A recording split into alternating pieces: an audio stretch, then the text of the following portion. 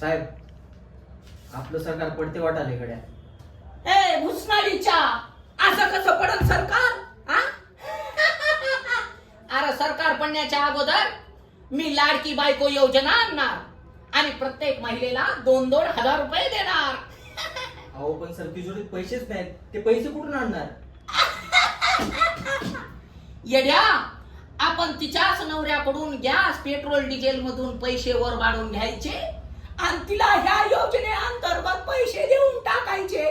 Sir त्याचा फायदा काय होईल? ती बाई तिच्या घरातल्या सगळ्या लोकांना आपलं सरकार किती महत्वाचं आहे ते पटवून देणार आणि पुढच्या बारीला तेच सगळ्याचं मतदान आपल्याला येणार. ती महाग आहे बड्या सर.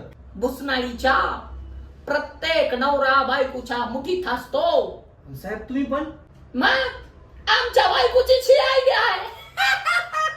दे टाळी.